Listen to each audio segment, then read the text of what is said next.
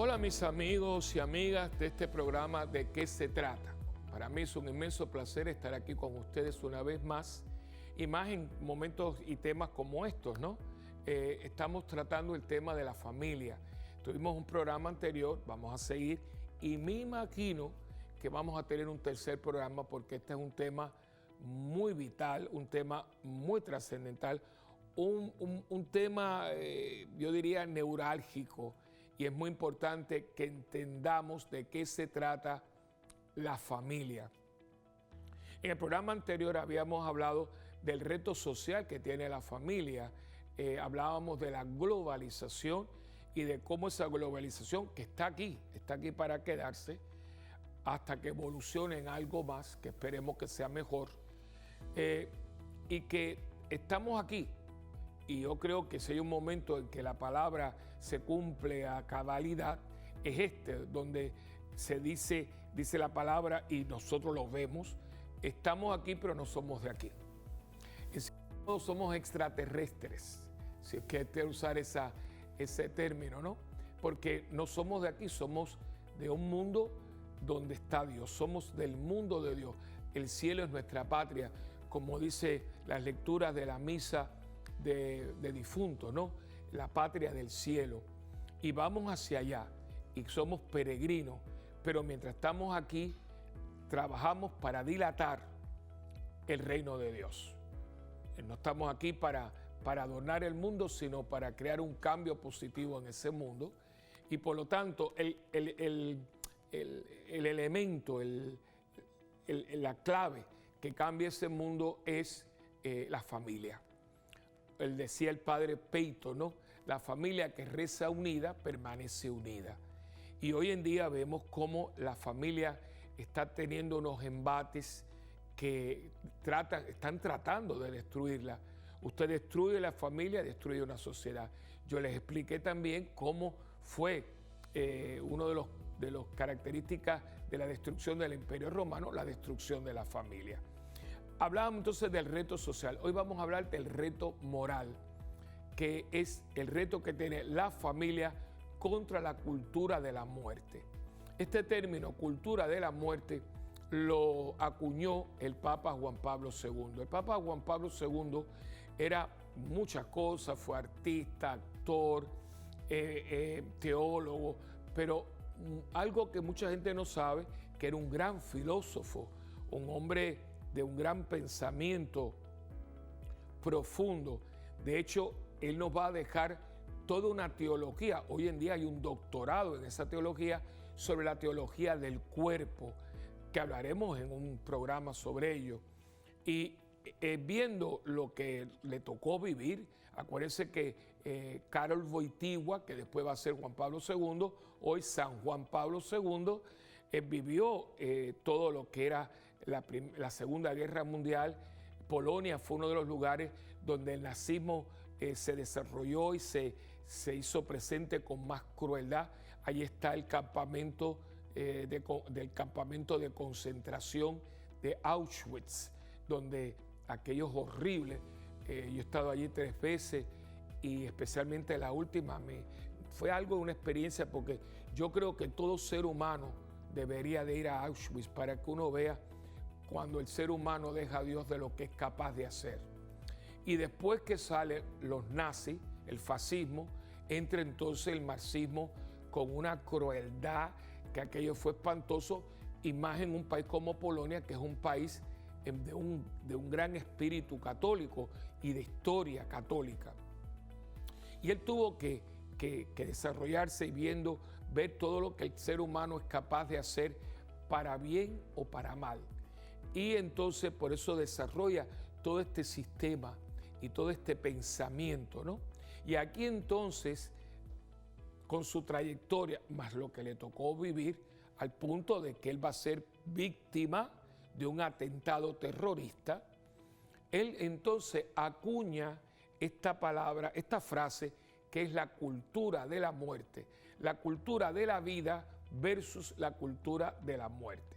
¿Y qué cosa es esa cultura de la muerte? Bueno, una cultura que ha creado un mundo que se rodea de muerte.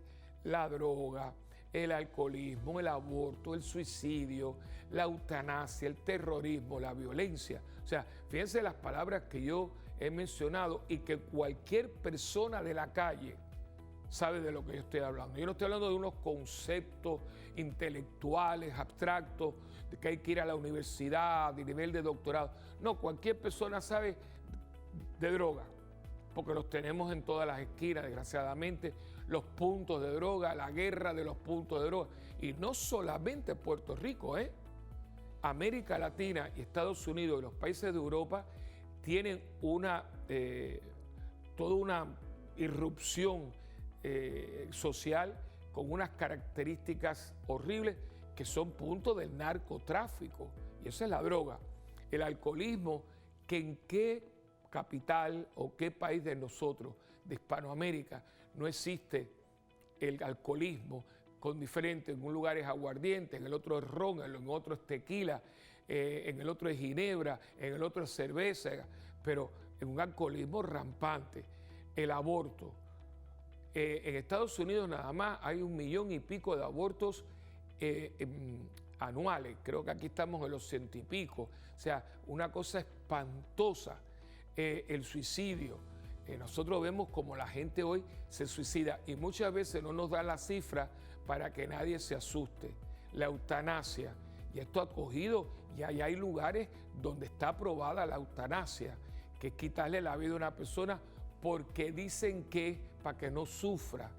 El terrorismo, las Torres Gemelas, Barcelona, Los Ángeles, Orlando, Florida, París. Y la violencia con los niños, la violencia con las parejas, la violencia con la mujer, la violencia con los ancianos, la violencia en general. Y el Santo Padre Juan Pablo II dijo que hay una conjura contra la vida, es decir, hay todo un movimiento para que no se respete la vida. Por eso decimos que le toca a la familia de ser y de asegurar el lugar a la vida. Y saben que esto empieza desde chiquitito. Por eso no se maltratan los animales, los niños. Pero los niños a veces son bastante crueles. Entonces, el jugar, el bullying, el maltratar al niñito que tiene una incapacidad. Y eso le toca a los padres darle a los niños ese respeto por el otro, por la naturaleza. No camines por encima de la grama, porque la grama es una creación de Dios. Así que miren qué cosa más linda, el reto moral de la familia. Pero vamos a seguir hablando de todo esto en su programa ¿De qué se trata?, cuando vengamos después de esta pausa.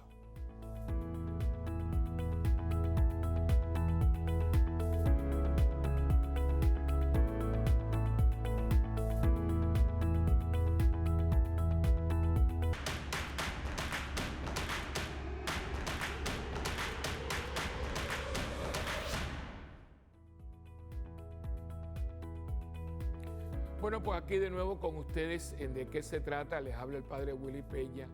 Estamos hablando de la parte moral, de lo que concierne a la familia. Y esto es muy importante porque muchas veces como que no se entiende que la familia es la transmisora de la vida. Por eso es tan importante el aspecto del noviazgo. No voy a entrar mucho en eso ahora, porque quiero un día, si Dios nos permite, hablar de lo que es el noviazgo, matrimonio. De que muchas veces hablamos del noviazgo y la gente no sabe de qué se trata, porque alguna gente ya, el noviazgo ya es vivir juntos y esto como se ha esparcido, como si fuera una epidemia. Y el noviazgo tiene una razón de ser, o sea, históricamente, porque es el tiempo del mutuo conocimiento, donde yo le pregunto a mi pareja, ¿tú quieres tener hijos? ¿Te gustan los niños? ¿Cómo tú ves la crianza de los niños? Para que no haya sorpresas después. Hoy en día muchas personas dicen, pero es que tú no me dijiste eso. Pero la otra persona le dice, pero es que tú nunca me lo preguntaste. Entonces, para que no haya sorpresa, es mejor tener las cosas claras desde el principio. Y una de las cosas que hay que tener clara es que si usted es cristiano, católico, y me imagino que también nuestros hermanos cristianos no católicos estamos en la misma sintonía, usted tiene que verse como transmisor de la vida. sea, yo tengo esta esposa y tengo este esposo porque vamos a estar tan unidos nosotros, tan el uno en el otro. Por eso dejará el hombre a su madre y a su padre, y se unirá a su mujer y los dos serán como una sola carne. Y de esa entrega total y recíproca de los esposos hay una fecundidad, hay una transmisión de la vida. Y esto es muy importante porque ahí entonces comienza la enseñanza a mi hijo con mi palabra y con mis actos. Si la palabra no va acompañada de los actos, es una palabra infecunda, una palabra hueca. Pongo un ejemplo sencillo, que quizás usted lo ha hecho inconscientemente, pero le vamos a poner un ejemplo sencillo. Usted le dice a su hijo, no me mientas, no me mientas y no me mientas. Y yo te lo permito todo, pero no me mientas. Y entonces, a ese nene que usted le está diciendo que no te mientas y lo regaña y le pones en penitencia porque te mintió, en ese momento que tú estás con todo esto, suena tu celular o el teléfono de la casa y tú dices, el nene contesta y dice, doña Clotilde, y tú le dices, ¿usted qué le está diciendo? Que mienta. Entonces lo que le estoy diciendo con las palabras, se lo estoy negando con la acción. O no me venga borracho a esta casa, eso, pero cada vez que abre la nevera, ahí está el six-pack, ahí está el bar lleno de bebida, y cada vez que hay un jolgorio, un bautismo, una boda, aquello es bebida por donde quiera y gente totalmente borracha debido a que no sabe controlar el alcohol. Entonces, ¿qué le estamos diciendo a nuestros niños? La familia es escuela donde yo aprendo a ser persona, porque por mucho que usted y yo querramos desprendernos de nuestra familia, usted y yo somos productos de nuestra familia. Es como cuando la gente se casa, no soporto a tu madre, yo no soporto a tu padre. ¿Usted sabe qué? Tú te casas con ella, con su papá, con su mamá, con su abuela, con su tío y con toda su parentela, porque usted se casa dentro de una familia. Porque cuando hay un niño, el bautismo, ahí va a venir tus suegros, y va a venir tus cuñados y tus cuñadas. O sea, es que no nos damos cuenta. Y entonces es en la familia donde yo aprendo a ser persona. No hay ningún otro lugar. Desgraciadamente muchas veces hemos puesto un niño en la escuela católica para que mi hijo aprenda a ser cristiano. Un error inmenso. La primera escuela, la primera catequesis, donde su hijo comienza a conocer y a tratar con Dios, es la casa. Usted y su esposa y usted son los primeros catequistas, el primer sacerdote, el primer todo, la primera iglesia que su hijo va a tener, porque ahí es donde él come, duerme, comparte, se divierte, viaja, todo es con papi y con mami. Y hay una cosa que yo lo digo bastante frecuente y quiero compartirlo con ustedes. Yo no sé, pero yo cuando era pequeñito, a mí me decían, ¿cómo tú quieres ser? Y yo decía, yo quiero ser como mi papá. No es que mi papá fuera una copia de San José, pero papi para mí era alguien que yo admiraba. Digo, era porque papi ya está con Dios, pero querer ser como mi papá, querer ser como mi mamá, porque fueron gente buena. A veces en ese desarrollo que uno tiene como hijo, uno se lo resiente porque no me dejaron hacer esto, pero uno cae en tiempo, uno no es tonto. Y yo digo, mi mamá es mi mamá, mi papá es mi papá. Y yo pienso, mi hijo se avergüenza o se enorgullece de mí. Son preguntas muy básicas. ¿Y dónde pasa eso? En la familia. Mi familia que funciona de tal manera que crea en mí un hombre funcional. Y yo tengo que estar, mire, con mucho ojo, porque hay toda una cultura de la muerte que está atentando precisamente contra la familia. Eso mismo de la educación sexual de los niños. En cuántos lugares, en las escuelas, y no estoy hablando de regímenes totalitarios, de derecha o de izquierda, no. Estoy hablando de grandes democracias donde ya hay una dictadura una dictadura de los medios de comunicación y también de los departamentos de educación, donde vamos a nosotros impartir una educación sexual a los niños. No, un momentito, el que tiene que educar primariamente es mi papá y mi mamá. Y si mi papá y mi mamá están viendo que en la escuela a mí están enseñando algo que va en contra de la moral y de los principios cristianos, mis papás tienen la obligación de decir, mi hijo no va a asistir a esa clase, porque va en contra de lo que nosotros queremos como familia cristiana, y eso, hermano, no es negociable. Vamos a hablar de esto un poquito más cuando vengamos de la pausa en tu programa de qué se trata.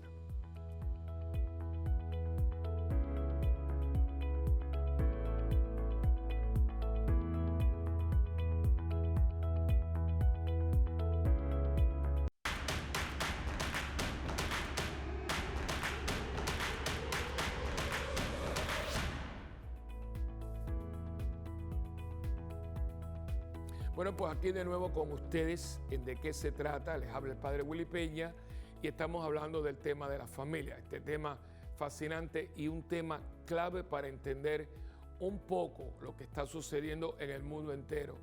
Porque el mundo no es sino el compendio de muchas familias que son funcionales o disfuncionales.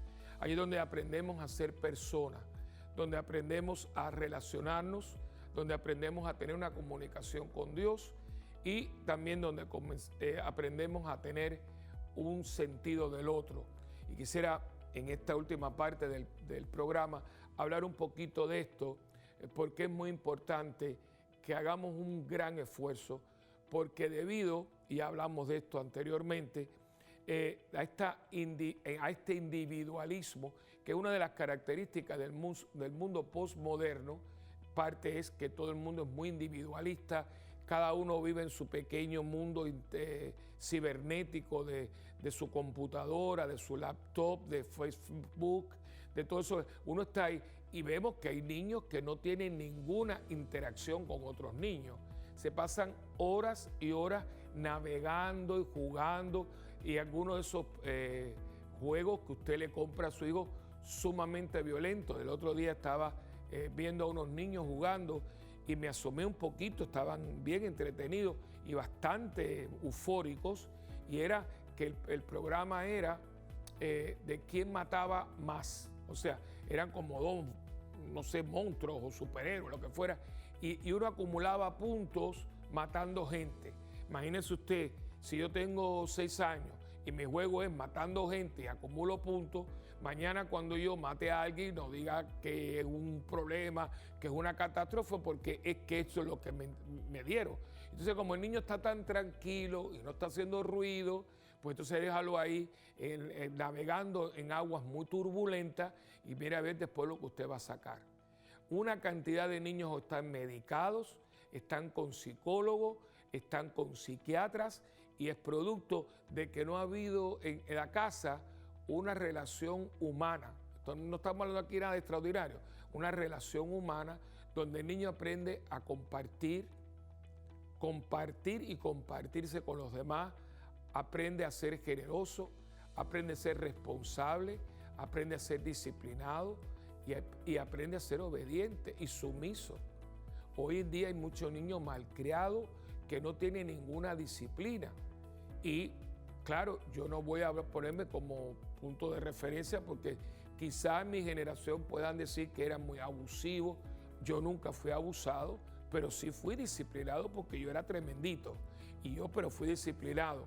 Pero yo me acuerdo que a mí al punto me dirigían con los ojos, que eso tiene que haberlo tenido usted como experiencia también.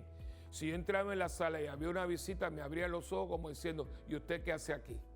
Eran como semáforos, te dirigían con los ojos, pero tú sabías y había una disciplina. Hoy los niños vienen, se meten en las conversaciones de los adultos, no piden permiso, no dan las gracias. Y usted dirá, bueno, padre, que las cosas han cambiado. Las cosas no han cambiado, hermano, hemos cambiado nosotros.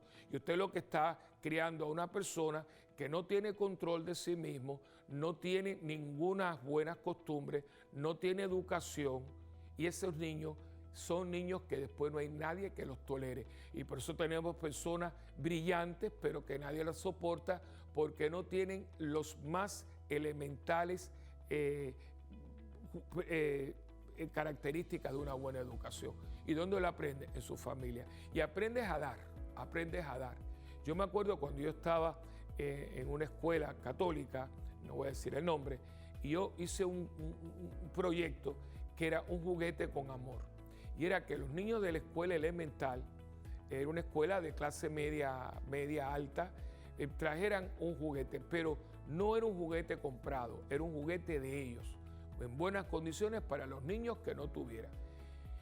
Y aquello fue una experiencia preciosa, pero ¿saben quién se me tiraron encima y empezaron prácticamente que me querían linchar? Los papás, porque ellos estaban tirados en el piso porque los niños y las niñas habían cogido el mejor carrito, la mejor muñeca, la Barbie y lo otro para llevársela a un niñito pobre. Los niños tenían la generosidad, pero los padres decían, usted no regala eso, que eso es nuevo, regale esto, que es lo que está más o menos en malas condiciones. Usted no puede hacer eso porque si usted hace eso, usted va a crear una persona muy egoísta, muy prepotente, que se cree que se lo merece todo. Y eso va a afectar las relaciones que tenga ese niño cuando sea adulto con las demás personas, incluyendo a la persona que Dios le ponga en su camino para formar una familia. Es allí donde usted va criando, no mal criando, sino criando a este ser humano que mañana va a su vez a tener una familia. Y si nosotros logramos que nuestras familias sean lugares sanos, funcionales, que sean escuelas, donde los padres sean padres de probada virtud, maestros de vida cristiana, catequistas que le enseñen a sus hijos a rezar. Mire, hermano, ninguna oración sabe como la que uno hace, como hace con su mamá y su papá. Antiguamente, usted le daba la bendición a sus hijos y una de las cosas que impresionaba cuando uno llegaba a Puerto Rico, cualquier persona del exterior era la bendición mami, la bendición papi, Dios te bendiga, mi hijo. ¿Dónde ha quedado eso? En México, los abuelos, los papás, cuando tú salías te decían que la Santa Cruz baje del cielo, sobre tu cuerpo se extienda, de todo mal y peligro, la Santa Cruz te defienda. Eran tradiciones que creaban en el niño, en la persona, en el joven, una bendición. En su casa se ora, usted es maestro de oración para sus hijos. La moral, ¿qué ven? ¿Qué palabras se usan? ¿Palabras buenas, edificantes o malas palabras que destruyen? ¿Cómo es el trato?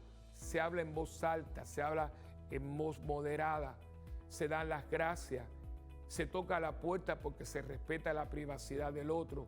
Fíjense que son cosas muy elementales, pero que hacen el carácter y forman el carácter de una persona que mañana va a estar desarrollándose y desempeñándose en la sociedad y a su vez va a estar creando una familia. Yo espero que con esto podamos nosotros tener ya una idea de qué se trata la familia. Vamos a tener un tercer programa donde vamos a estar hablando del reto espiritual, pero esto en el próximo programa. Que Dios me los bendiga y hasta la próxima en este su programa de ¿Qué se trata?